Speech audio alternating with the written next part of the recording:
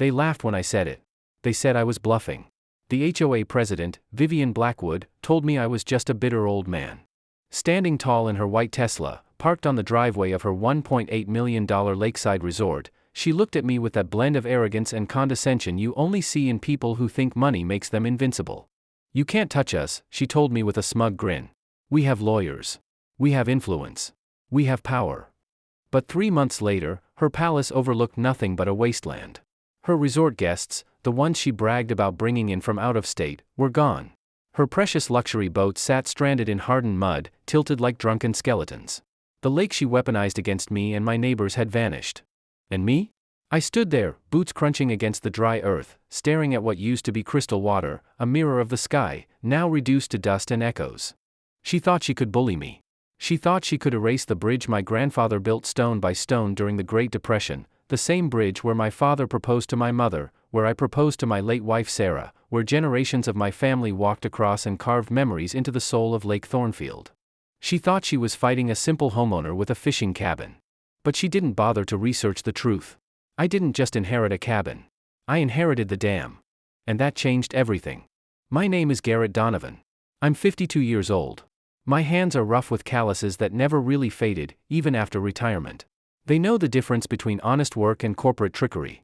I spent 20 years in the Army Corps of Engineers, building bridges and infrastructure across Iraq and Afghanistan.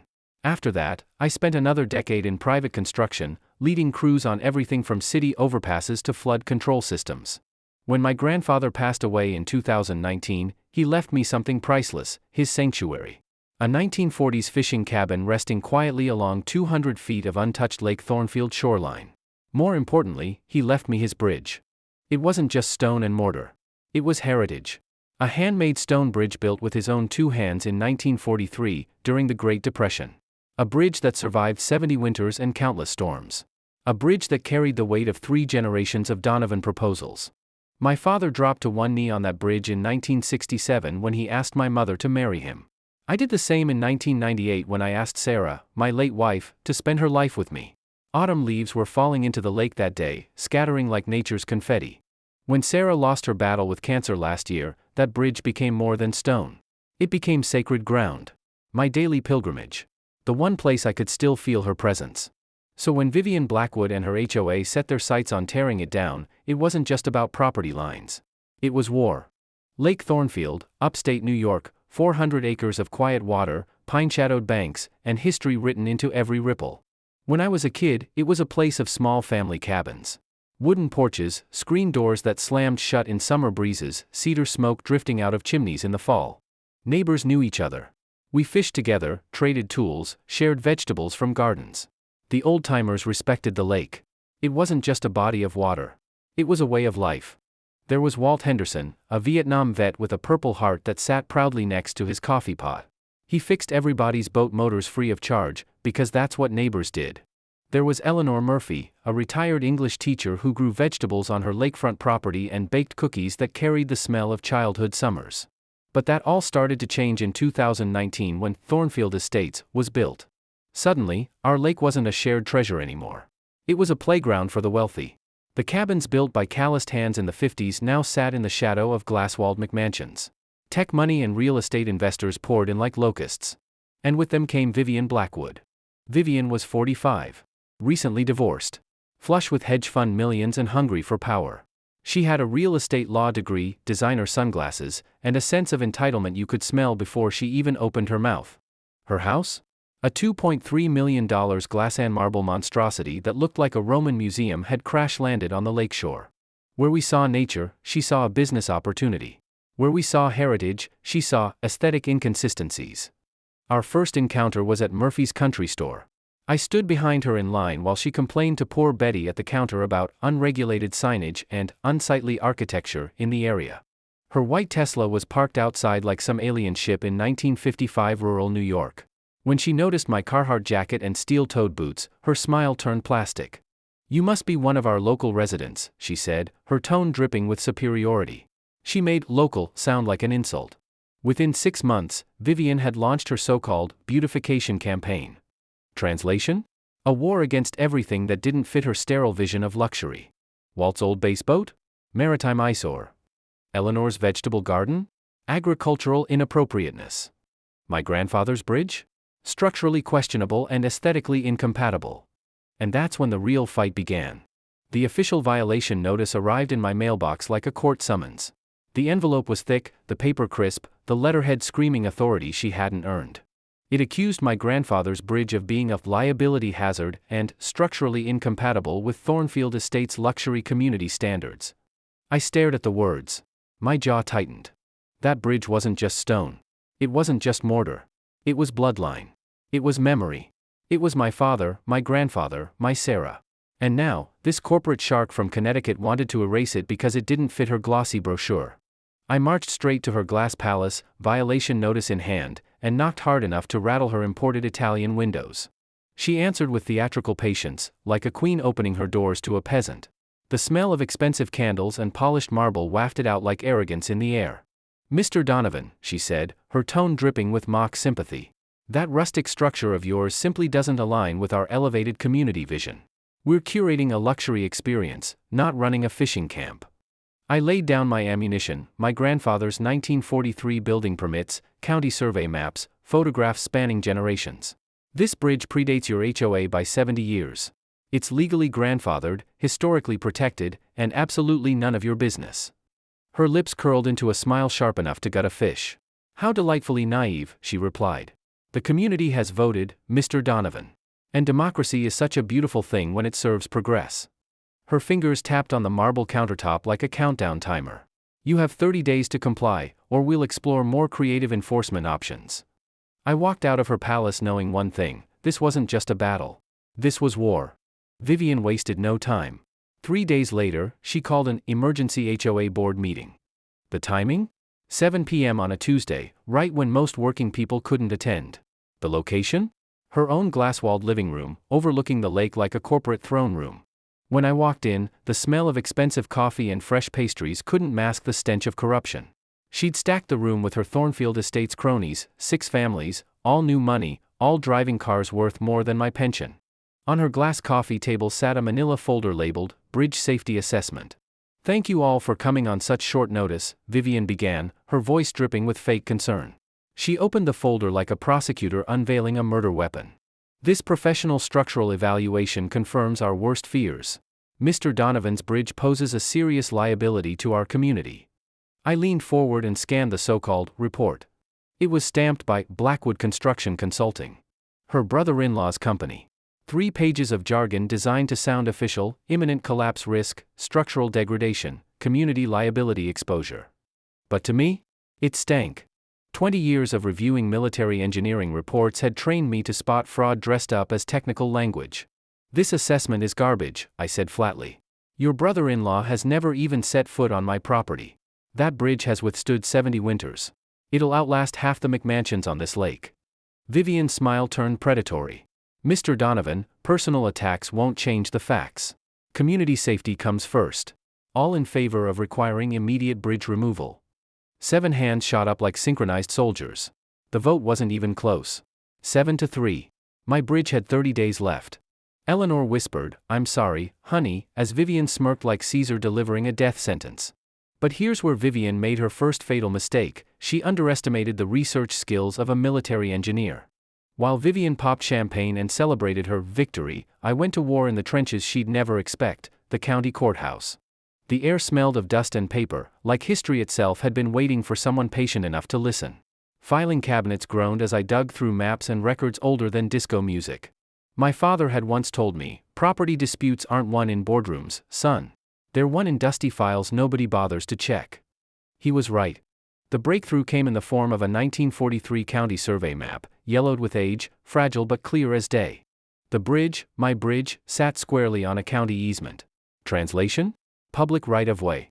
The HOA had 0 jurisdiction. None. Their vote was legally worthless. Even better? The HOA's own bylaws contained a loophole: pre-existing structures with historical significance were exempt from removal. My bridge wasn't just pre-existing. It was Depression-era heritage, documented and protected. Vivian's legal team either hadn't done their research, or they deliberately ignored inconvenient truths. Either way, I had them. At the next board meeting, I walked in with a briefcase heavier than my old army demolitions kit. But this time, I didn't come alone. Beside me stood Patricia Santos, the county clerk. A no-nonsense woman who had been handling property disputes since before Vivian learned to spell Connecticut. I dropped the county maps across Vivian's glass coffee table, Patricia's official seal gleaming under the chandelier. The bridge in question sits entirely within county easement boundaries, Patricia explained, her tone carrying the weight of law itself. The HOA has no jurisdiction. The vote for removal is null and void. Vivian's face cycled through colors like a traffic light. That's impossible. We followed procedure. Your research was incomplete, Patricia said flatly. County easements supersede all private HOA regulations. This bridge stays exactly where it is. The silence was thick enough to chew. You could hear her empire cracking. Vivian clenched her jaw so tight I thought her teeth might snap. You may have won this battle, Mr. Donovan, she hissed. But the war is far from over. And in that moment, I realized something chilling. Hornets always swarm angrier after you kick their nest. The law had spoken. The bridge was safe. By all rights, that should have been the end. But people like Vivian don't accept defeat. They mutate it. They twist it. They weaponize it. The next morning, a stranger in a reflective vest parked at the edge of my property. Clipboard. Hard hat. Sunglasses. The kind of man who hides behind paperwork. He introduced himself in a voice oiled with bureaucracy. Craig Nipple. County Code Inspector. That last name should have been a joke, but nothing about this was funny. Craig wasn't here by chance. Vivian had pulled strings. She couldn't destroy the bridge, so she'd try to destroy me. Within 2 hours, he cited me for improper firewood storage. Then, grass exceeding regulation height. Then, non-standard gutter installation. By dusk, I had 7 violations. By week's end, 23. Each one carried fines. Each one drained my savings. Each one was designed not to fix safety, but to bleed me dry until I sold my cabin out of desperation. But that wasn't enough for Vivian. One night, my motion sensor lights caught shadows moving near the bridge. I stormed out with a flashlight, boots crunching gravel, and found 3 teenagers, Vivian's nephews, spray painting "Death Trap" across my grandfather's stonework. When I shouted, they bolted, laughing, leaving their cans behind. A setup. The next morning, an anonymous complaint accused me of vandalizing my own property to create drama. Then came the whisper campaign. Neighbors I'd known for years suddenly wouldn't look me in the eye. Eleanor confessed she'd overheard Vivian at the country club spreading rumors. Garrett's unstable. PTSD. Dangerous. He's a ticking time bomb. I'd buried men overseas, patched them up under mortar fire, watched the strongest break under the weight of war. And now this socialite was trying to weaponize the very scars I carried home. I didn't snap. I didn't yell. I didn't even flinch. Because a soldier doesn't fight where the enemy tells him to fight. He fights where they're weakest. And Vivian's weakness was arrogance. One night, while sipping stale coffee over old survey maps, I noticed something most people would have missed. A small notation, hand-drawn on a 1937 blueprint, Donovan Dam. It clicked. My grandfather hadn't just built the bridge. He'd also reinforced the natural ridge that created the reservoir. A private dam, deeded, registered, and legally under our family's control. The HOA lake? The yachts? The waterfront mansions with inflated property values?